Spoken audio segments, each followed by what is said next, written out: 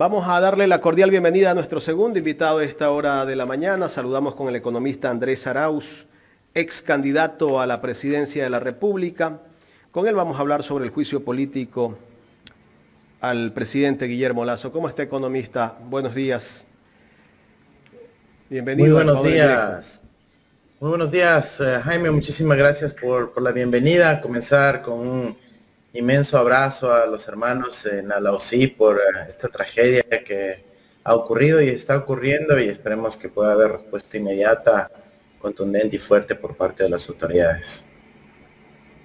La verdad que 2 fines de semana seguidos hemos tenido tragedias, ¿no? La semana anterior el terremoto, esta semana lo de Alausí. Y aparte todo lo que vive el Ecuador por el tema de la inseguridad ciudadana. Este fin de semana en la capital de la República se han llevado 24 vehículos de una concesionaria. Esto nunca antes habíamos visto, economista Andrés Arauz. La inseguridad que vive el país creo que es uno de los países más inseguros que tiene la región. Lamentablemente es así, ya no hay condiciones que brinden esa garantía básica a la ciudadanía. La inseguridad se ha tomado pues el país, hay territorios completos en donde el Estado lamentablemente ya no ejerce control, como en el caso de la hermana y querida provincia de Esmeraldas.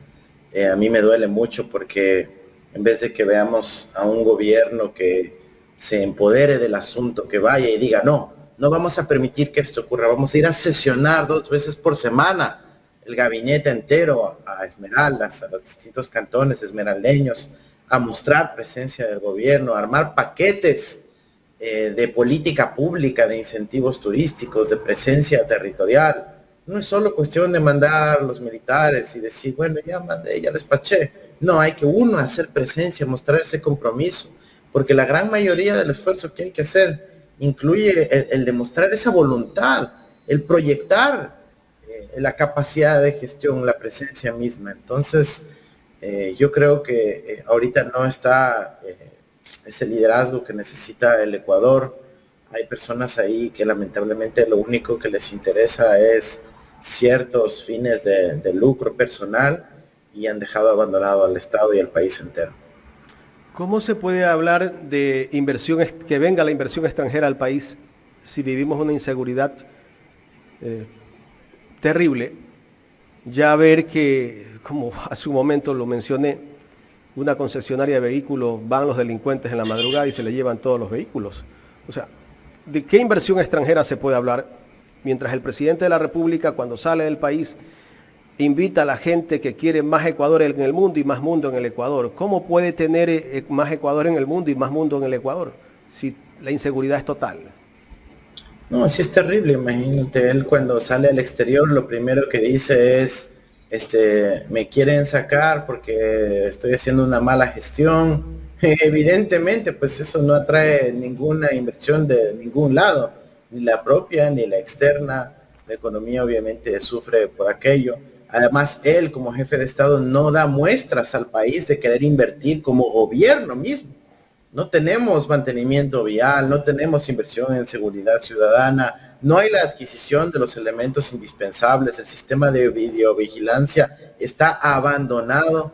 Entonces así no va a pasar nada. Peor querer atraer inversión extranjera cuando él mismo saca su plata del Ecuador y la tiene afuera, y orgulloso además, y que por qué se vienen a escudriñar su patrimonio si él puede tenerla donde le dé la gana, etcétera. Entonces, con ese tipo de discurso, con ese tipo de prácticas, con el mal ejemplo del propio presidente, jamás se va a poder atraer inversión extranjera. No, realmente ya este gobierno ha cumplido su ciclo nefasto, digamos, y tenemos que superarlo pronto. Ojalá el día de hoy los jueces de la Corte o la jueza Núñez de la Corte Constitucional presente lo que tenga que presentar, pero sobre todo que si es que es una opinión desfavorable, haya otros jueces dentro de la Corte que puedan también presentar una posición acorde con ese grito desesperado del pueblo ecuatoriano que dice necesitamos renovar el liderazgo del Ecuador. Economista, entrando ya un poco al tema del juicio político, pero antes de ir al juicio político le pregunto, ¿El presidente Guillermo Lasso ya puso la demanda contra usted? No, no ha puesto nada, o por lo menos no me han notificado. Yo he estado insistiendo a la propia fiscalía que me notifiquen de cualquier demanda, de cualquier proceso de investigación que se esté dando, para poder obviamente ejercer mis derechos y poder responder, pero además, porque a mí me interesa de sobremanera que esa demanda se inicie para poder plantear urgentemente la cooperación penal internacional y obtener la información sobre la verdadera propiedad del Banco Banissi y los demás recursos en paraísos fiscales que han evadido impuestos en territorio ecuatoriano. Entonces, a mí sí me interesa que esa demanda se presente lo más pronto posible. Creo que al Ecuador también le interesa para que pueda tener más transparencia y además creo que ahí Lasso se ha cometido un autogol porque él sabe que metiendo la demanda pues vamos a poder llegar a la profundidad de sus prácticas de ilusión, de lavado, de esconder dinero en el exterior, ocultarlo sin notificar a las autoridades, etcétera, de facilitar para que otros también lo hagan, incluyendo recursos de la corrupción y el narcotráfico. Y él sabe que si es que pone esa demanda, pues nosotros sabemos exactamente por dónde buscar y sabemos en dónde encontrar la información que convalide las afirmaciones realizadas. Así que bueno, seguiré esperando pacientemente, ya como ese meme que pone la calavera diciendo, bueno, ¿qué será que llega esa demanda? Pero estaremos atentos. Correcto. Y si no la pone, ¿qué nos da a sospechar allí? Bueno, si no la pone, es una mentira más de Guillermo Lasso, ¿no? En donde quiso usar el poder para intentar intimidar a un ciudadano, a una persona comprometida con la patria, a una persona que sabe exactamente los puntos débiles de este gobierno, que además ha planteado las distintas objeciones a su candidatura y luego a su gestión de gobierno. Y quedará como un mentiroso más, Lasso quedará como un mentiroso más si no plantea rápido, urgente, esa demanda que supuestamente iba a hacerlo en mi contra. Así que seguiremos esperando. Economista, esta semana será una semana crucial para el tema del juicio político. Creo que el jueves ya tal vez tendremos un pronunciamiento de la Corte Constitucional. ¿Usted cree que hay confianza en la Corte, que va a tener tal vez un pronunciamiento de admisibilidad al juicio político? Mira, esta Corte tiene un problema de que se llama el pecado original. ¿Ya? ¿Por qué es el pecado original? Porque nace a partir de un vicio, que es la declaración del Trujillato de que había vacancia constitucional. Imagínate eso, o sea, se declaró la vacancia constitucional, el país pasó 4 meses sin autoridades jurisdiccionales en materia constitucional y luego se procedió a hacer un nombramiento express con una comisión evaluadora que no se sujetó a la rendición de cuentas del servicio público y que tomaba decisiones en nombre del pueblo ecuatoriano sin ejercer función pública alguna. Preocupante, tiene esos vicios también, y que luego cuando llegó al poder, ¿no es cierto?, los 9 jueces designados en el ámbito del Trujillato decidieron blindarse ellos mismos al santificar las decisiones del Consejo Transitorio del Trujillato. Entonces, nosotros habíamos impugnado precisamente a Núñez y a otras autoridades que ahora están en la Corte Constitucional porque no cumplían con los requisitos que ordena la legislación ecuatoriana para ser jueces de la Corte, pero todo eso se desechó, se ignoró y ahora los vemos ahí enquistados en ese espacio institucional. Lamentablemente la Corte cada vez tiene un mayor protagonismo en el Ecuador y ahora tiene que cumplir este requisito indispensable. Ahora, dicho eso, y a pesar del pecado original, el rol que tiene que cumplir la Corte en este punto en particular no se relaciona con decidir nada respecto al fondo del asunto. Es decir, no es un asunto tan crítico como el tema del matrimonio igualitario, como el tema de la interrupción voluntaria del embarazo, no tiene que decidir sobre alguna dimensión institucional dentro del Estado o la interpretación de la Constitución para tal o cual fin. Para este propósito, la Corte lo único que es un pequeño filtro de los asuntos de forma de la presentación del juicio político.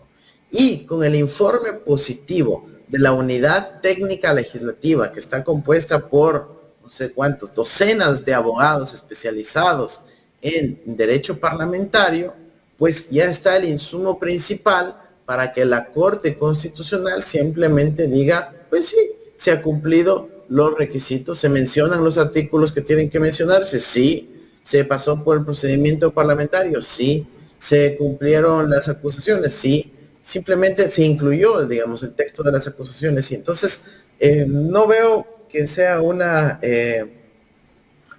tarea tan complicada para la Corte Constitucional, y espero que sea quien sea la jueza ponente, en este caso Núquez, simplemente pues haga el checklist que tiene que presentar y el Ecuador pueda ahí sí pasar a discutir los asuntos de fondo en el seno de la Asamblea Nacional.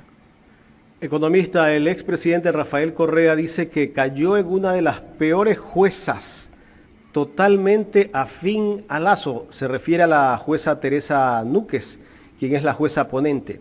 ¿Usted comparte también ese criterio? Sí, bueno, insisto, ¿no? El pecado original de esta corte es que todos fueron productos del Trujillato, todos sabemos el rol que cumplió Guillermo Lazo en el marco de ese Trujillato. Lazo fue proponente de la consulta popular que le dio ese poder omnímodo a Trujillo, que pues se fue por sobre los límites de del mismo texto constitucional y designó a una corte constitucional espuria. Entonces, digamos, Núquez como el resto tienen ese problema de origen, de legitimidad, pero además de eso, Núquez viene de un sector del derecho que no es pues el derecho laboral, el derecho de los pueblos y nacionalidades indígenas, el derecho de las mujeres, no viene desde el derecho a la naturaleza, ¿no es cierto?, o el derecho de los estudiantes, no. Ella, toda su vida laboral, ha estado, digamos, orientado al derecho del capital, al derecho de las empresas y de poder saltarse la jurisdicción del Estado para que el derecho pueda ser privatizado, ¿ya? Ella era la directora de un centro de arbitraje y mediación de nada más y nada menos que la Cámara de Comercio de Guayaquil, cuando ejercía el rol de presidente de la Cámara el actual ministro de Finanzas, Pablo Arosemena. Entonces, ¿cuál es el rol de una persona que dirige ese centro? Es promover la privatización de la justicia a partir de tribunales arbitrales privados con abogados que ejercen en el ámbito privado y que además administran justicia en el ámbito privado, pero sobre asuntos de interés público. Entonces, esto es realmente preocupante porque evidencia un conflicto de interés profundo en el funcionamiento del sistema y claro, ella habiendo estado toda su vida involucrada en el mundo del arbitraje, también propuso una enmienda constitucional para que se faciliten los arbitrajes y se pueda desfalcar al Estado. Ella también fue la jueza ponente del caso Ciadi, es decir, cuando Guillermo Lazo se salta el procedimiento constitucional, no pasa por el Parlamento, cosa que ya se había decidido en anteriores ocasiones, y decide ir directamente a la Corte para ratificarlo por decreto. Ella ignora todos los antecedentes y precedentes que habían sobre este tema, inclusive en el ámbito del viejo Tribunal Constitucional de la Constitución pasada, y decide aprobar el ingreso por decreto al CIADI, ¿no? Entonces, ahí hay un antecedente ya justo a la jueza de los temas de arbitraje, justo le toca los temas del CIADI, y ahora justo le toca el tema pues del sorteo del juicio político de Guillermo Lazo. Entonces, creo que para Guillermo Lazo es el escenario más favorable el que haya salido sorteada a ella, pero ahora el país tiene que tener pues la tranquilidad también de que ella solo vale un voto. Si bien ella presenta un informe con su posición, etcétera, eso no decide. Todos los otros jueces también pueden presentar su voto disidente o voto salvado, o dependiendo cómo se estructure la mayoría, cambia la denominación del voto, pero en todo caso, los otros 8 jueces también tienen un voto, pueden presentar su motivación, sustentar su decisión y dar paso a este juicio político. Así que tendremos que esperar con paciencia, pero eso no significa de forma impávida, significa participando, como ejerce la ciudadanía su derecho de participación, a observar lo que está ocurriendo en la Corte Constitucional, a solicitar las respectivas recusaciones de gente que, por ejemplo, se ha estado reuniendo con funcionarios de gobierno. Claro, eso lo iba a decir, el embajador de Ecuador en España. Sí, pues el señor Andrés Vallejo, que no es solo embajador en España, pues es un viejo político de larga data que se las sabe todas. Entonces, es obvio y es lógico al entender que un embajador es un representante plenipotenciario de Guillermo Lasso, ¿cierto? En este caso sí, es plenipotenciario en territorio español, pero tiene esa confianza política. Entonces es una persona que representa a Guillermo Lasso que se está reuniendo con un juez de la Corte. Eso, por favor, tiene que ser observado, analizado, recusado para que pueda haber mayor transparencia y confianza en las decisiones de la Corte Constitucional. Entonces la ciudadanía tiene que estar tiene que estar con los ojos bien abiertos, tiene que ponerle muchísima atención a lo que se esté discutiendo en la Corte Constitucional. Conoceremos ojalá el texto que ha sido preparado el día de hoy para que hoy, mañana, pasado, la ciudadanía pueda ejercer su derecho a la participación ciudadana y mostrar de que está poniendo atención. Esta no va a ser una decisión como muchas de las de la Corte que pasa pues así con muchísima ligereza, sino que la ciudadanía entera va a estar observando. ¿Qué puede pasar, economista Andrés Arauz, si la Corte Constitucional no admite el juicio político? ¿Qué podría pasar? Mira, si la Corte no da paso a este juicio político, yo creo que empieza una fase ahí sí de inestabilidad institucional muy fuerte en el Ecuador, ¿no? Porque el gobierno nacional no tiene ya la capacidad de ejercer liderazgo en el país.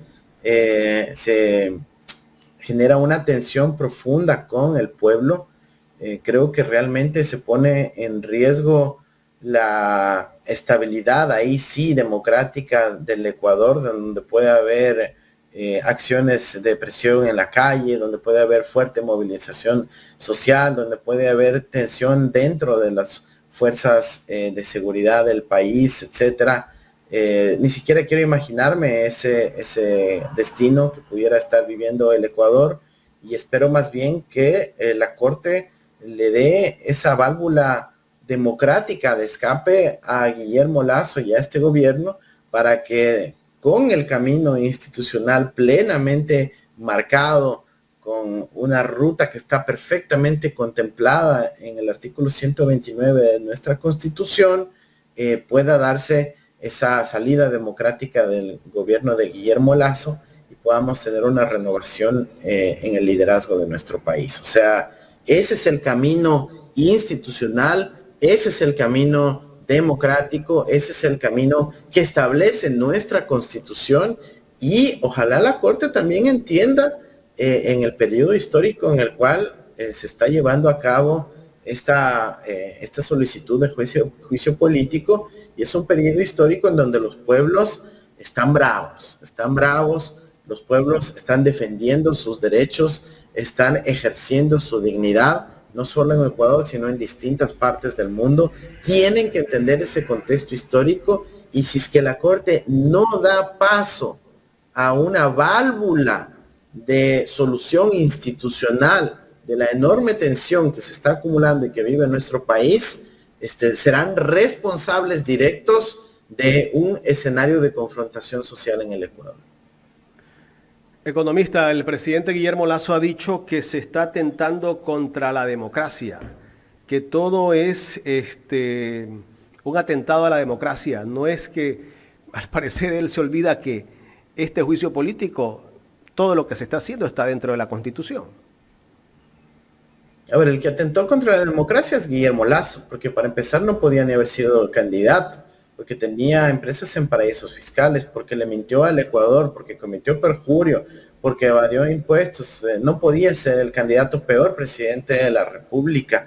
Él es el que atentó contra la democracia al crear figuras que no existen en nuestro derecho, como la figura de consejeros ad honorem, que solo era para que no estén sujetos al control del servicio público y puedan hacer mañoserías y corrupción, como el caso Danubio con su gran amigo Juan José Pons.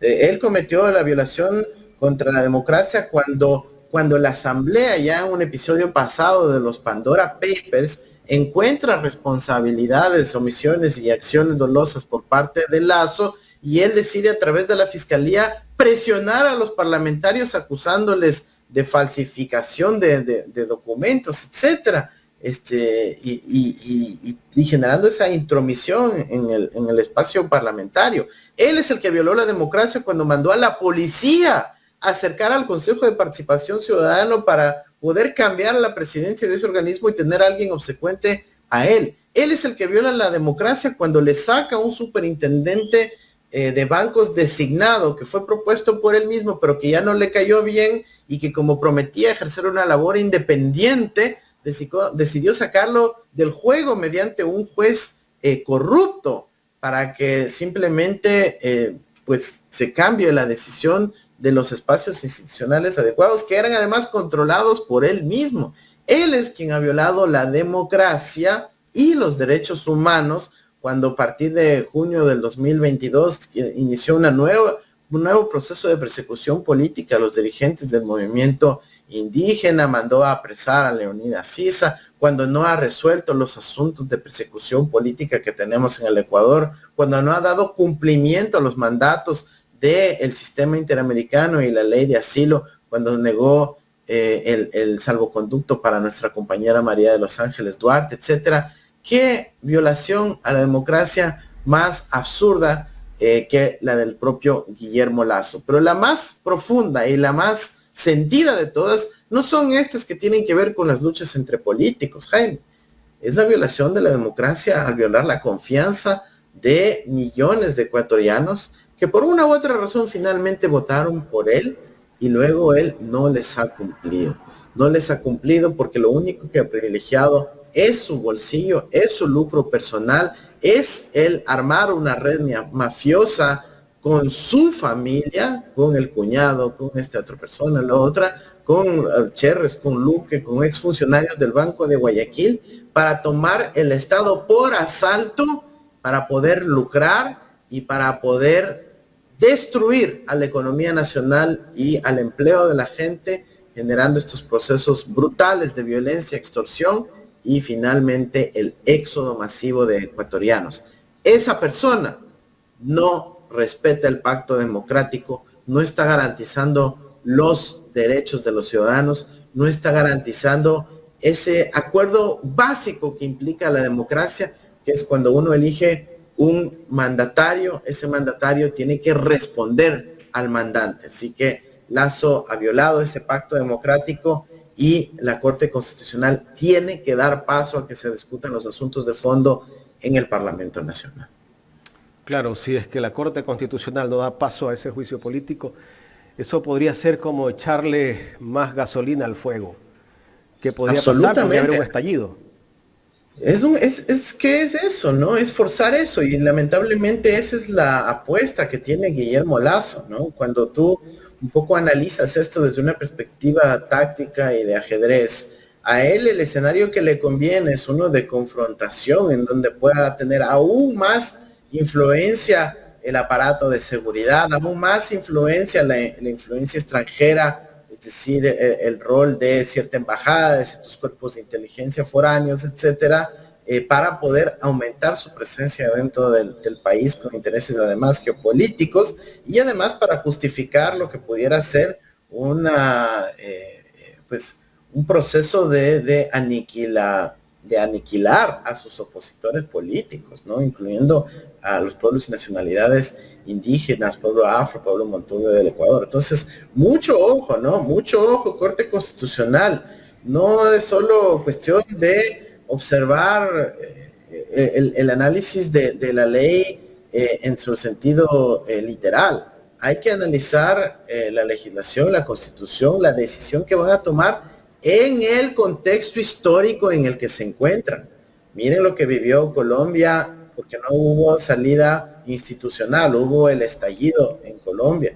En Chile tuvimos un estallido también. En el Ecuador hemos vivido ya 2 estallidos, y si no se dan soluciones estructurales que permitan, ¿no es cierto?, que la ciudadanía tenga aspiraciones a dignidad, entonces esto se convierte en un escenario de confrontación social muy lamentablemente. Economista, yo no sé si usted vio las declaraciones del ex asambleísta César Ron.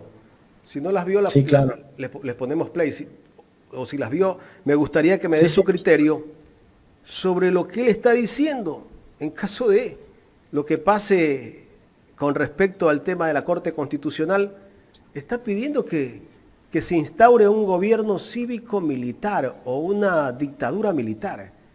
¿Cómo sí, dice que los militares pongan un civil a que sea su presidente, dice. Exacto. No, pues es claro, ¿no? Es justo lo que dije hace poquito, ¿no? A ellos les interesa el escenario de, pues, profundización de las contradicciones, en este caso, en donde ya no den ninguna salida institucional a la gente, como el caso del juicio político, y que se extremen las posiciones. Y claro, como ellos tienen las armas, como ellos tienen esa influencia dentro de ese aparato, ellos aspiran a salir victoriosos así. ¿Qué quiere decir, no es cierto? Porque poner orden es un eufemismo. Poner orden no es, pues, ¿no es cierto?, cuando uno llega a la casa, al cuarto del niño y están los juguetes desordenados y se pone a ordenar, ¿no? Eso no es a lo que se refieren con poner orden. Ellos cuando dicen poner orden es matar gente. Eso es lo que están diciendo. Es decir, violar el debido proceso, violar la presunción de inocencia, es matar gente. A eso se refieren con poner orden, ¿ya? El que predomine las armas sobre la razón, sobre el sistema institucional, sobre el aparato de justicia. Entonces nosotros no podemos permitir eso. Y así como nosotros no podemos permitir eso, y ellos también están decididos a esa cuestión, es el escenario de confrontación social. Por eso la Corte Constitucional tiene una tarea fundamental. Tiene que entender el momento histórico en el cual se está tomando esta decisión. Y la salida que sí conviene a todo el mundo es la salida institucional. Y la salida institucional en este momento se llama juicio político, significa debate en el Parlamento, significa votación, significa que presentan sus argumentos, significa que el presidente de la República vaya a la Asamblea, comparezca, presente sus contraargumentos, se debate en la sociedad, se debate en los medios, se debate en las redes, se debate en la calle, se debate en el café, se debate en el barrio, y la ciudadanía, como está llegando a un consenso, una posición clara, dice no, esta persona no puede continuar, se le saca democráticamente, institucionalmente, con voto de 2/3 del Parlamento Nacional que Lasso solía controlar, ahora ya no, por las evidentes fallas que él ha tenido en su gobierno. ¿Y qué pasa? Sube el vicepresidente Borrero, generando no una gran solución para el país, pero por lo menos algo de oxígeno, de alguien que puede tener un poquito más abierta su mentalidad para poder plantear salidas democráticas al Ecuador. ¿Qué puede hacer ya Borrero más adelante? Bueno, él mismo puede decretar la muerte cruzada, él mismo puede renunciar, él mismo puede solicitar el adelantamiento de elecciones, etcétera. Hay muchas salidas que han existido en el Ecuador en el pasado, en estos liderazgos, digamos, medios transitorios o temporales, para poder dar esperanzas democráticas a todo un pueblo. Entonces, ahorita la salida institucional que evita la confrontación entre ecuatorianos es la institucional en la Asamblea, es la decisión de los poderes constituidos, es la participación ciudadana hacia esos poderes constituidos para que pueda haber una esperanza democrática sin que llegue esto a la violencia, ¿no? Creo que es lo que deseamos todos, No estoy diciendo que la ciudadanía no participe, al contrario, tenemos que estar muy vigilantes en la calle, en los medios, etcétera, para ver lo que ocurra. Pero los ecuatorianos tenemos que estar conscientes que es un momento crítico, que si cometemos un error en este momento de la historia, puede desencadenar en un proceso muy lamentable para la historia de nuestro país. Economista, pero si la Corte Constitucional admite el juicio político, Guillermo Lasso seguramente no va a ir a la Asamblea, él va a decretar la muerte cruzada, que es una opción constitucional también que tiene él. Bueno, mira, incluso hay gente que está empezando a debatir el hecho de que tal vez la Corte Constitucional, en la decisión que toma en las próximas horas, proponga que se acote la facultad del presidente con relación a la muerte cruzada, es decir, la disolución de la Asamblea en medio del juicio político. Es decir, como inicia un proceso de fiscalización, ¿ya? Que es un proceso serio, que tiene su bagaje constitucional, que tiene sus tiempos y tiene sus facultades, mal haría el presidente de en medio de un proceso en donde se le está acusando a él, el disolver el Parlamento. Entonces, hay una discusión, una corriente, incluso dentro de la discusión constitucional, que tal vez se puede poner una salvaguarda para que él no pueda disolver el Parlamento hasta que no concluya el proceso del juicio político. Eso sería algo muy eso interesante. ¿Lo pone aquí en la Corte? Habría que esperar. La Corte lo puede poner, también lo puede poner alguno de los jueces constitucionales, es decir, cualquier juez de la República puede ejercer un rol constitucional. Hay como hacer un sorteo, a veces en ciertos cantones los sorteos no operan en ciertos horarios, ahí de eso Lasso sabe muy bien, por eso busca a sus jueces amigos, pero digamos, yo estoy hablando sobre el fondo, y el fondo es que si es que Lasso quiere disolver el Parlamento en medio del proceso en el cual el Parlamento está fiscalizándolo a él, se puede claramente entender como una intromisión en otra función del Estado, lo cual también es sancionado con la misma destitución de Lasso. Entonces, yo creo que ahí entramos en un proceso de toma y daca. No es tan claro de que digan en cualquier momento Lasso lo puede hacer, pero yo creo que sí hay una corriente que también apuntala en ese sentido y que más bien hay que fortalecer. Ahora, digamos que esto no prospera, este planteamiento que estoy recogiendo ahora, y que Lasso igual decreta la muerte cruzada en medio del proceso de fiscalización, en medio del proceso del juicio político. ¿Y qué vamos a tener ahí? Bueno, por lo menos ya tendremos la claridad de que en cierto número de meses, ojalá no pase más de 6, los ecuatorianos volverán a las urnas para poder tener la oportunidad de elegir a alguien que concluya el periodo gubernamental, ¿ya? Y eso ya pues aliviana un poco la tensión social, la tensión que hay en la calle. La gente podrá decir, bueno, ¿sabes qué?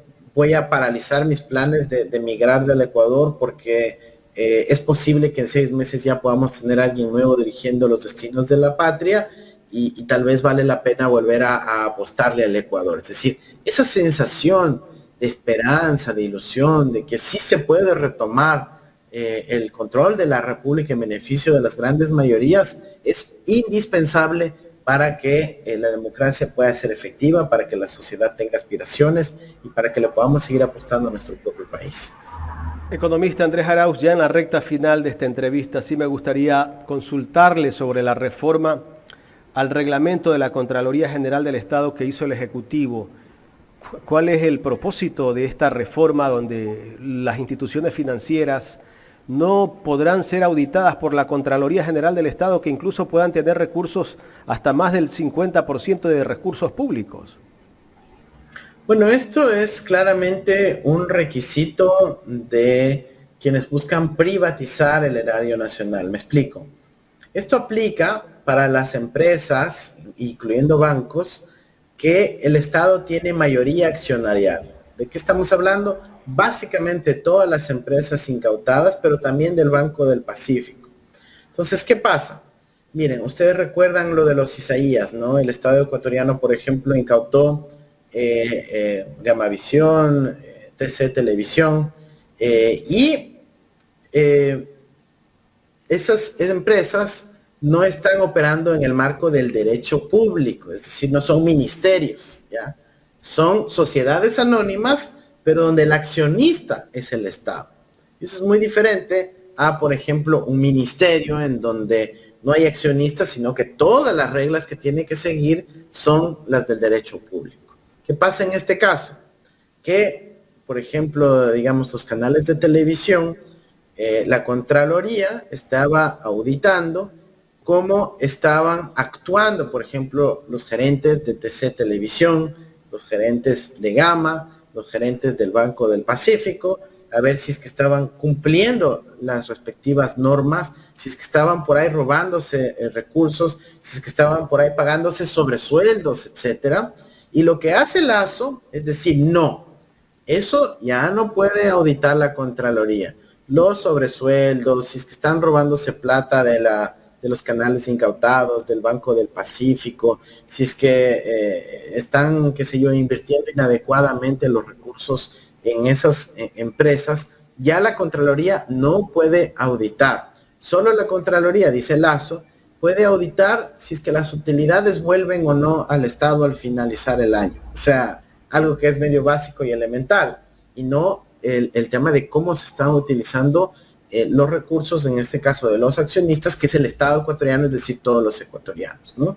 Entonces yo creo que ahí lo que está surgiendo de TC Televisión, no sé si han visto que le han pedido la renuncia al señor Cuesta, yo creo que más bien tiene que ver con eso, creo que tiene que ver también con las intenciones de privatizar el Banco del Pacífico, y para aquello necesitan quitar las auditorías que hace el Estado a través de la Contraloría a los posibles gastos inadecuados que tengan estas entidades de propiedad del Estado. Entonces, mucho ojo, porque pues tal vez también puede ser un camino para facilitar la devolución de los bienes incautados y de las empresas incautadas a los Isaías, ¿no?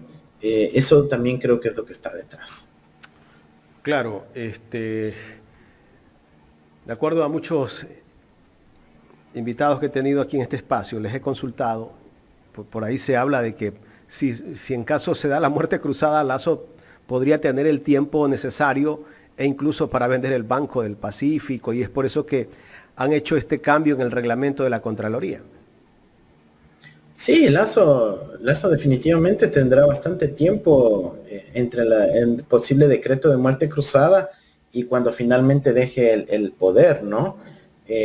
Por eso la ciudadanía también tiene que estar atenta a encontrar un mecanismo judicial, también constitucional, que le impida pues hacer semejante barbaridad, por lo menos hasta que concluya el proceso del juicio político.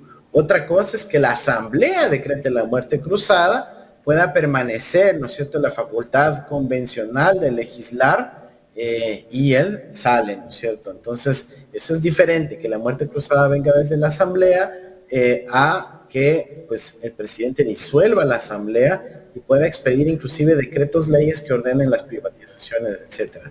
Es muy delicada esa situación, y de hecho entiendo que hay interés de Guillermo Lazo en poder rápidamente decretar la muerte cruzada para subir las tasas de interés mediante ley, ¿no es cierto? Ahorita hay restricciones en la ley respecto al aumento de las tasas de interés, pero si es que él ya no tiene asamblea a través de la cual tenga que pasar las leyes, él con decreto ley en muerte cruzada puede privatizar, aumentar las tasas de interés, aumentar las comisiones de su banco, facilitar la privatización de la Empresa Nacional de Telecomunicaciones, de la CNT, y otras acciones que ahorita están bastante restringidas por el hecho de que él no cuenta con una mayoría en la Asamblea. Entonces, creo que para él sería el escenario ideal de la muerte cruzada, aprobaría mega leyes que favorecerían sus negocios personales, y por eso hay que cuidar que ese escenario no se dé. Economista, con esto cierro. La semana pasada el gerente de TC, Rafael Cuesta, manifestó que en el caso Sobornos 2012-2016 no hay nada que vincule a Rafael Correa. Voy a poner las declaraciones de Rafael Cuesta para que usted después me dé su criterio. Les adelanto algo que estoy haciendo. Estoy haciendo un trabajo sobre los juicios penales a los expresidentes de la República. Y justamente estoy leyendo sobre el juicio al expresidente Correa. Y ustedes saben el desprecio que yo siento por el expresidente Correa. Pero en ese juicio de sobornos 2012-2016, en el que se lo imputa a Rafael Correa, hasta ahora, créanme, lo digo con plena sinceridad, yo no encuentro nada en contra de él. Nada.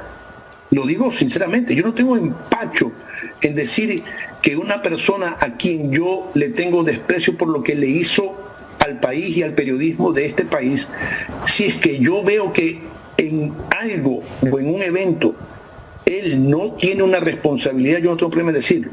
Y te repito, estoy releyendo el caso Sobornos 2002-2016 y hasta este momento yo no encuentro nada en contra de Rafael Correa, más allá del influjo psíquico que ellos mismos lo usan como broma, pero yo no tengo un tema específico. Vamos, eso y lo dije yo en este programa, está en actas, señor Cuesta. Eso era la carrera que tenía la fiscal general y el gobierno nacional por las elecciones que venían. Y lo que estaban era con el calendario del CNE, no estaban viendo un proceso penal. Bueno, pero sabemos muy bien, y creo que la gente que nos ve sabe muy bien que ni tú ni yo somos correístas, ¿no? No te creas, a mí ahora me dicen que yo soy full fan del Rafa. Bueno, Correa ya le respondió, le dijo que el desprecio es mutuo. Sí, me parece una declaración cínica. Yo sé que, bueno, ahorita la aprovechamos porque nos ratifica que se trató de un caso evidente de persecución política. Yo me acuerdo claramente esos días en septiembre del 2020, nosotros presentamos la inscripción junto con Rafael Correa como binomio, Andrés Arauz, presidente, Rafael Correa, vicepresidente, un binomio que generaba mucha ilusión para el pueblo ecuatoriano. Y claro, horas después de que presentamos los documentos en el CNE, vino la sentencia de casación por parte de la Corte Nacional. Aquí no solo son los responsables, los jueces esos de primera instancia que se inventan esta cuestión del influjo psíquico, sino que recuerda que pasó por jueces de apelación y por la Corte Nacional de Justicia, pues. O sea, eso fue terrible. Y nos todos estos demuestra periodistas callaron, ¿no? No solo callaron, aplaudieron y dijeron bien, qué bueno que ya se logró hacer a tiempo y estaban presionando que se apuren. Pero si fue la casación más rápida de la historia, del derecho romano a nivel planetario, ¿ya? O sea, la casación más rápida de la historia del planeta.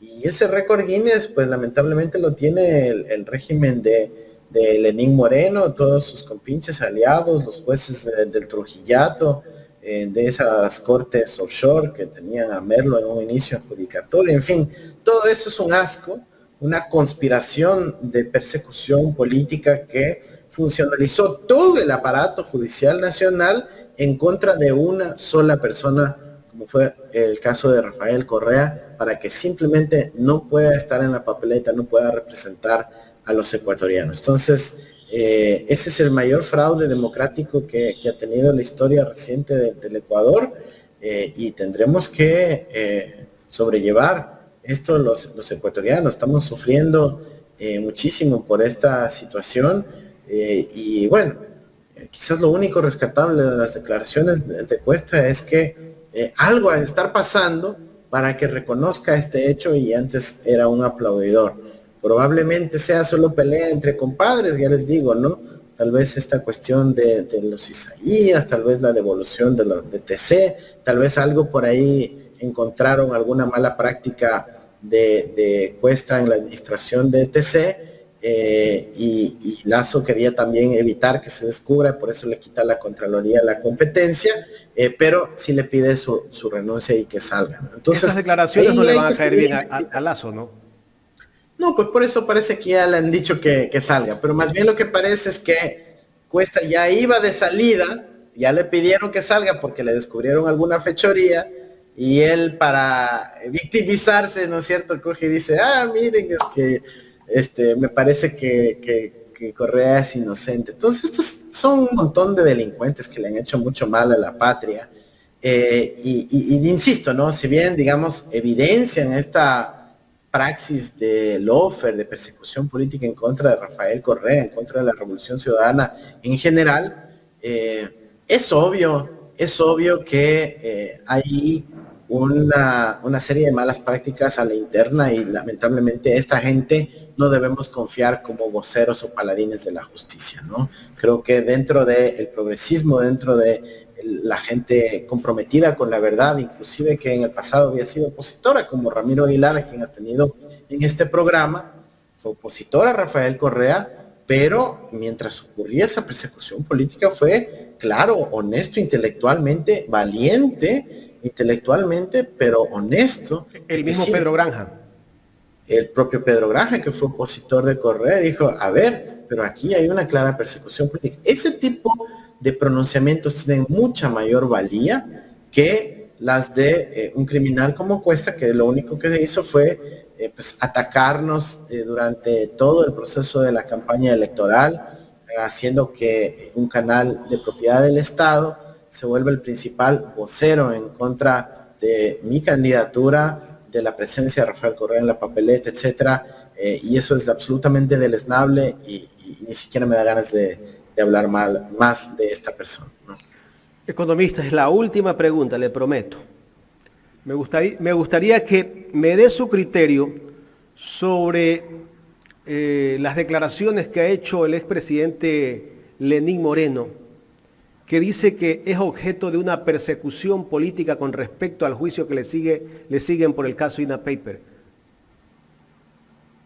Otra vez, este personaje también tiene que pasar rápidamente al basurero de la historia. Lenín Moreno ahorita solo puede estar ahí en Paraguay porque tiene protección de una conspiración internacional, en este caso liderada por Almagro en la OEA, que le ha dado un puesto sin sueldo. No sé si sabían eso, pero dice Moreno, yo... Claro, pues... pero es que no necesita, porque tiene 2 sueldos que recibe de Ecuador, pues. 2 sueldos de Ecuador y todo lo que se llevó del caso INA Papers, pues, ¿no? Entonces, imagínate, ¿cómo es eso que es asesor para discapacidades, pero sin sueldo? Es ad honorem, pues. Y lo único que busca Moreno con tener ese puesto ad honorem en la OEA es lo que se llama la protección diplomática, que es como un pasaporte, un documento que le da una inmunidad diplomática como funcionario internacional, y hace más difícil que lo extradite. Entonces, todo esto revela que es parte de efectivamente una conspiración para evitar que Moreno rinda cuentas ante la justicia ecuatoriana. La otra pregunta que tienen que hacerse los ecuatorianos es ¿por qué en Paraguay? Y bueno, pues mis amigos paraguayos me están informando todo el tiempo de que pues les preocupa que este señor está ahí como supuesto asesor para discapacidades, pero no ha hecho nada. O sea, creo que ha hecho por ahí un show en la tele, alguna cosa así, y de ahí no ha hecho nada más para ayudar a las personas con discapacidad en Paraguay. Entonces es un fraude, y Moreno sigue siendo un fraude, y en este caso protegido por la Organización de Estados Americanos, ecuatorianos, latinoamericanos. Por favor, a indignarnos, ¿no? ¿Qué tal eso de que simplemente va y al cobijo del señor Almagro en la OEA? Realmente eso es intolerable.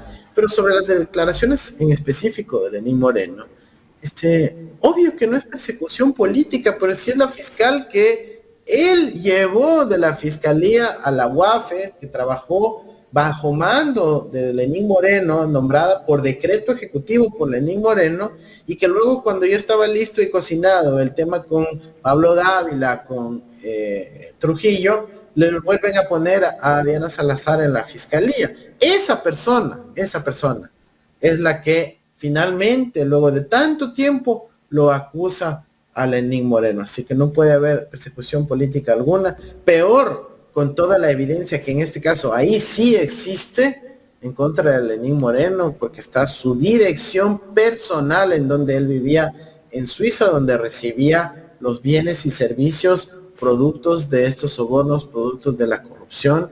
Está claro el testaferrismo, hay ya los testimonios, las declaraciones de la gente afín a él, y toda la evidencia se enmarca claramente en esa dirección. Entonces, aquí ya no hay dónde perdernos. Han constituido sociedades offshore, han constituido empresas a nombre de él, su familia. Lamentablemente, ¿qué más se puede hacer? Aquí está todo absolutamente claro.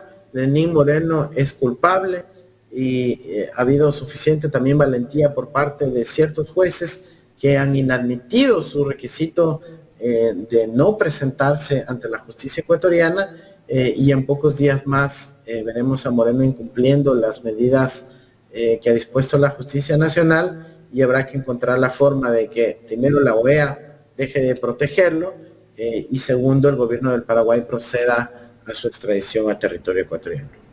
Economista, quiero agradecerle por haber aceptado conversar con Ecuador en directo. Muchísimas gracias. Gracias, Jaime. Un abrazo. Chao, chao. Gracias al economista Andrés Arauz, ex candidato a la presidencia de la República del Ecuador, hablando sobre el juicio político y temas de coyuntura en el país.